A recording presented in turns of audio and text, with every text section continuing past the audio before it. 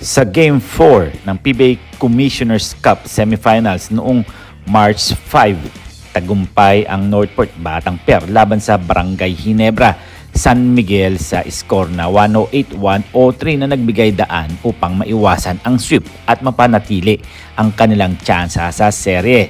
Ayon yan sa ABS-CBN.com, mga salik sa pagkatalo ng Ginebra, mabagal na simula at pagpukol ng Northport. Nagsimula ang Ginebra ng mabagal na nagbigay daan sa Northport na makabuo ng maagang kalamangan.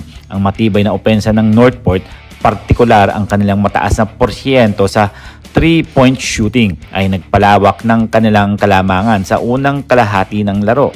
Pagkapagod at kawalan ng konsentrasyon, maaring nakaapekto ang sunod-sunod na laro sa pisikal na kondisyon ng mga manlalaro ng Ginebra na nagresulta sa kawalan ng konsentrasyon sa depensa at opensa. Ang mga unforced errors at turnovers ay nagbigay ng pagkakataon sa Northport na makapunto sa transition plays. Pag-angat ng laro ng Northport, nagpakita ng determinasyon ang Northport na maiwasan ang pagkakasweep, kaya't naglaro sila ng mas agresibo at may mataas na enerhiya. Ang kanilang bench players ay nag-ambag ng malaki na nagbigay ng sariwang lakas at puntos sa koponan. Ang pagdepensa ng Northport kay Justin Brownlee, pagamat si Justin Brownlee ay patuloy na naging epektibo para sa Ginebra, nag-adjust ang depensa ng Northport upang limitahan ang kanyang mga open looks at pag-atake sa basket. Ang pisikal na depensa laban sa kanya ay nakaapekto sa kanyang shooting efficiency.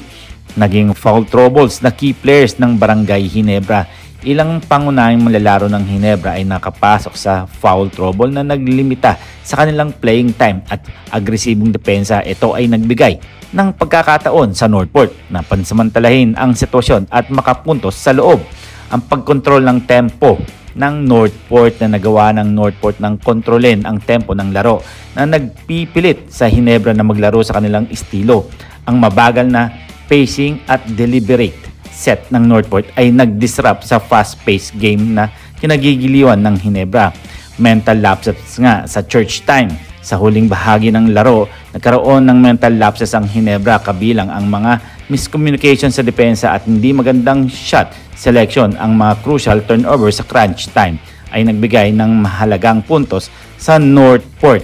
Sa kabila ng pagkatalo ay nangunguna pa rin ang Ginebra na may sere na 3-1. Kinakailangan nilang mag-adjust at maghanda para sa susunod na laro upang maselyuhan ang kanilang pagpasok sa finals. Well, kayo mga Parkoy, ano ang inyong masasabi dito? Anong adjustment ang gagawin ng Barangay Ginebra para tuluyan nang makapasok sa finals at makalaban na kung sino man ang mananalo sa TNT Katropa or Rain or Shine? So hanggang dito na lang tayo. At huwag natin kakalimutan na mag-subscribe, mag-comment, like, and share, and then please click the bell para ma-receive ninyo lahat ng aking notifications. So see you for my next video. See you for my next vlog. God bless.